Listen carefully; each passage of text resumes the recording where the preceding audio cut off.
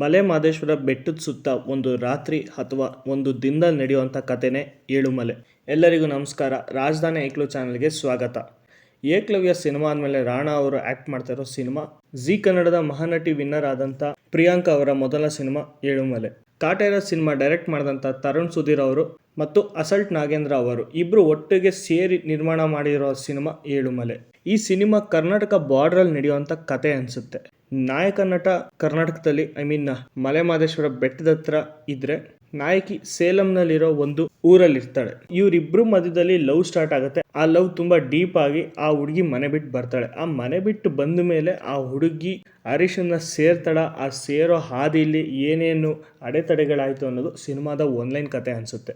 ಏಳುಮಲೆ ಚಿತ್ರ 2005 ಅಥವಾ 6 ಟೈಮ್ ಝೋನಲ್ಲಿ ನಡೆಯುವಂಥ ಕತೆ ಅನಿಸುತ್ತೆ. ಅಂದರೆ 20 ವರ್ಷದ ಹಿಂದೆ ನಡೆದಿರುವಂಥ ಒಂದು ನೈಜ ಘಟನೆ ಇಟ್ಕೊಂಡು ಅಥವಾ ಒಂದು ಎಳೆನ ಇಟ್ಕೊಂಡು ಸಿನಿಮಾ ಮಾಡಿದ್ದಾರೆ. 20ರಿಂದ 22 ವರ್ಷ ಹಿಂದಕ್ಕೆ ಹೋದ್ರೆ ನಮಗೊಂದಷ್ಟು ವಿಷಯಗಳು ನೆನಪಾಗುತ್ತೆ. ಮಲೆ ಮಹದೇಶ್ವರ ಬೆಟ್ಟದ ಸುತ್ತಮುತ್ತ ಇದ್ದಂಥ ಕೆಲವೊಂದು ಘಟನೆಗಳು ಮತ್ತು ಕೆಲವೊಂದು ವಿಚಾರಗಳನ್ನ ನಮಗಿಲ್ಲಿ ಹೇಳಕ್ಕೆ ಹೋಗ್ತಾ ಇದ್ದಾರೆ.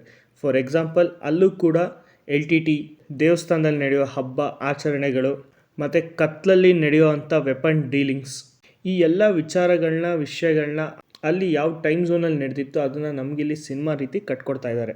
ಸಿನಿಮಾದ ಟ್ರೈಲರ್ ನೋಡಿದಾಗ ನನಗನ್ಸಿದ್ದು ಜಾಸ್ತಿ ರಾತ್ರಿನೇ ಶೂಟ್ ಮಾಡಿದ್ದಾರೆ. ಬಿಕಾಸ್ ಇಡೀ ಸಿನಿಮಾ ನಾನಲ್ಲಿ ಅಬ್ಸರ್ವ್ ಮಾಡಿದ್ದು ಒಂದು ರಾತ್ರಿ ನಡೆಯುವಂಥ ಕತೆ ಅನಿಸುತ್ತೆ.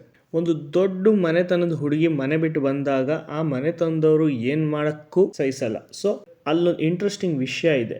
ವೀರಪ್ಪನ್ ಮತ್ತು ತಮಿಳ್ನಾಡಿನ ಜಯಲಲಿತಾ ಅವ್ರ ಬಗ್ಗೆನೂ ಇಲ್ಲಿ 1-2-3 ಶಾರ್ಟ್ಗಳಲ್ಲಿ ತೋರಿಸಿದ್ದಾರೆ. ಅದು ತುಂಬ ಸರ್ಪ್ರೈಸಿಂಗ್ ಆಗೇನೆ ಥಿಯೇಟ್ರಲ್ಲಿ ನೋಡಬೇಕಾದ್ರೆ ಅದು ಮೈ ಜುಮ್ ಅನ್ಸುತ್ತೆ. ಓವರ್ ಆಲ್ ಆಗಿ ಹೇಳ್ಬೇಕು ಅಂದರೆ ಈ ಸಿನಿಮಾದ ಟ್ರೈಲರ್ ನೋಡಿದಾಗ ಪರ್ಸ್ನಲಿ ನನಗನ್ಸಿದ್ದು ಈ ಸಿನಿಮಾ ತಂಡದವರು ತುಂಬ ಶ್ರಮಪಟ್ಟು ತುಂಬ ಮುತುವರ್ಜಿ ವಹಿಸಿ ಸಿನಿಮಾ ಚಿತ್ರೀಕರಣ ಮಾಡಿದ್ದಾರೆ. ಬಿಕಾಸ್ ಆ ಕತ್ಲೆ ಕಾಡು ಅಲ್ಲೆಲ್ಲ ಶೂಟಿಂಗ್ ಮಾಡಬೇಕಾದ್ರೆ ತುಂಬ ಚಾಲೆಂಜಸ್ಗಳಿರ್ತದೆ. ಅದನ್ನೆಲ್ಲ ಫೇಸ್ ಮಾಡಿ ಪರ್ಮಿಷನ್ಸ್ ತಗೊಂಡು ತುಂಬ ಚೆನ್ನಾಗಿ ಕಟ್ಕೊಟ್ಟಿದ್ದಾರೆ. ಹಿಟ್ ಅಂಡ್ ರನ್ ಕೇಸ್ ಕೂಡ ರಿಜಿಸ್ಟರ್ ಮಾಡಿಸ್ತಾ ಇದ್ದಾರೆ.